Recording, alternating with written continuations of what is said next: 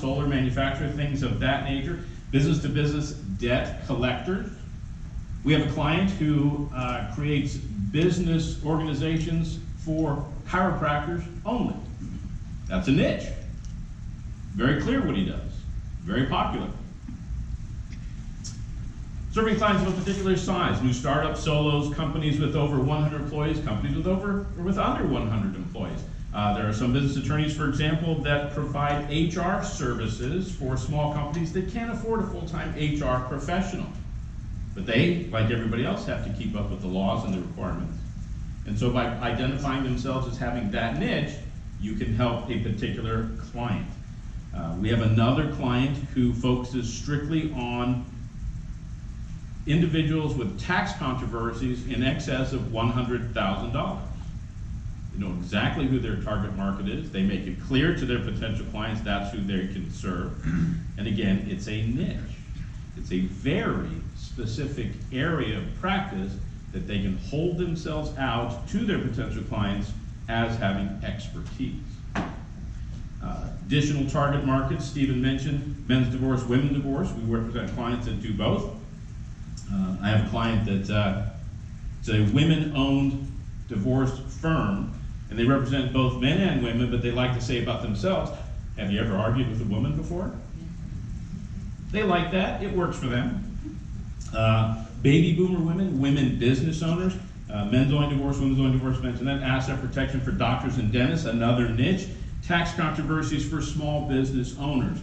Probably no bigger group of people who get in tax trouble than small business owners, simply because they don't have the expertise. They're trying to run their business. They're good at what they do, but they're trying to do too much, and that's where you can hold yourself out as being an expert for them. Find a niche. Focus on the niche. Dominate the niche. Why? Because it's the niches that lead to the riches. It's the niches that lead to the riches. When you focus on a particular niche for your marketing purposes and for your client services purpose, people understand what you do and how you can help them. And that's the goal. We have expertise in this area. Other ways to differentiate your law firm. All of your attorneys or partners have specific characteristics.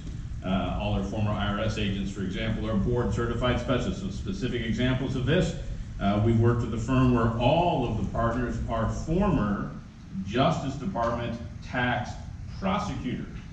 Now they only represent people with tax debt, tax obligations, tax liabilities. They know exactly what the government's looking for. And for their potential clients, that's a big selling point.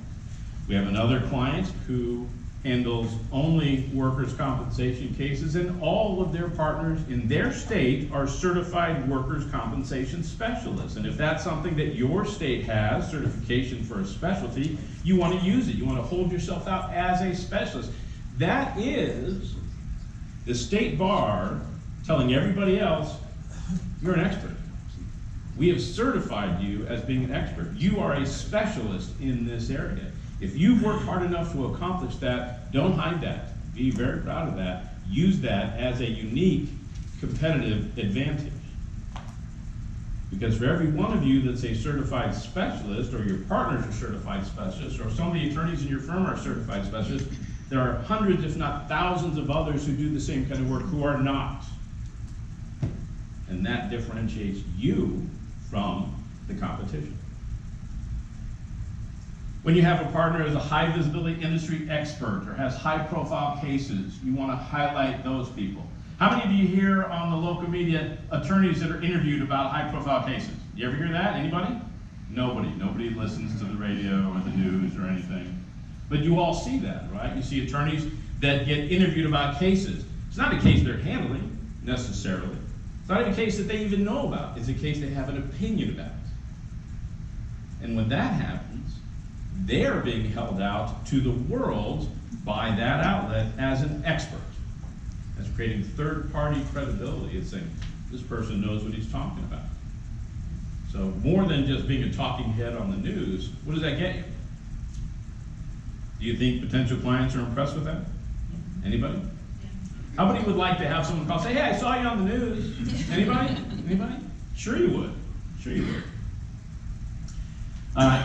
To the extent you can without running afoul of your ethical obligations, you want to highlight your marquee or high-profile clients. Where you have a client that you can talk about, you should.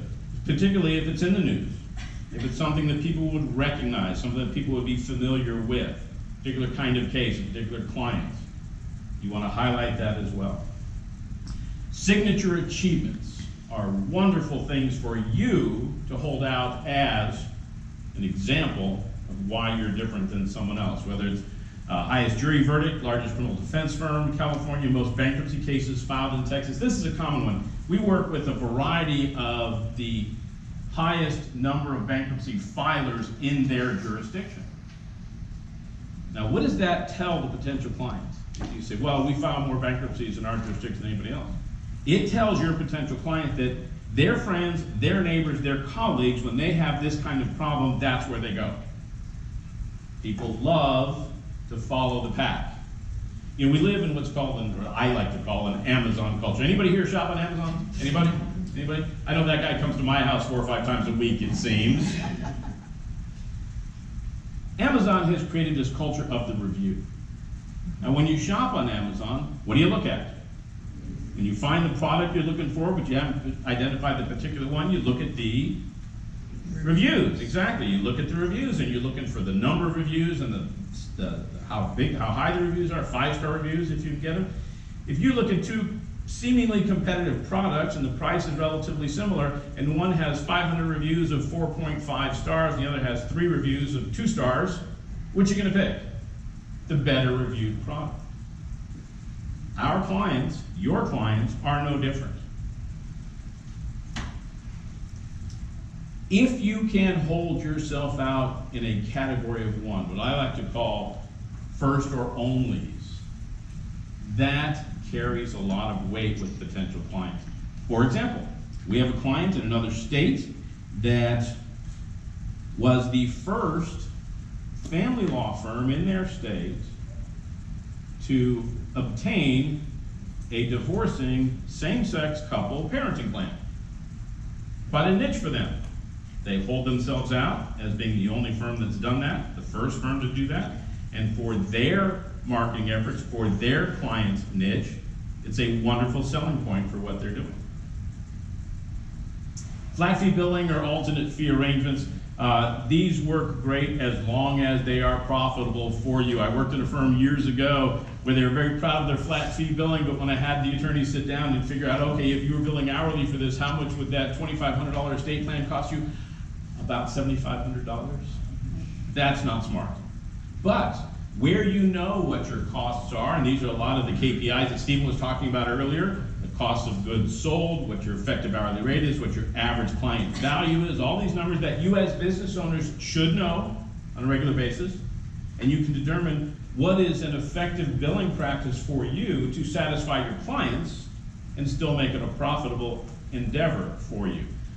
Commercial litigation is great for this. Those of you that are B2B insurance defense clients, your insurance defense clients are very leery of their bills. They want to know what they're getting every month. They want to know that they're getting their value there. Family law, same way. People hate to get that big bill. Well, what did I get for my money?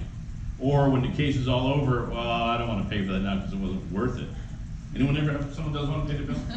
Anybody? No? Oh, good. Nobody does. Well, good. You're all 100%, no collections, no collectibles, no outstandings. That's great. So why are y'all here? All right.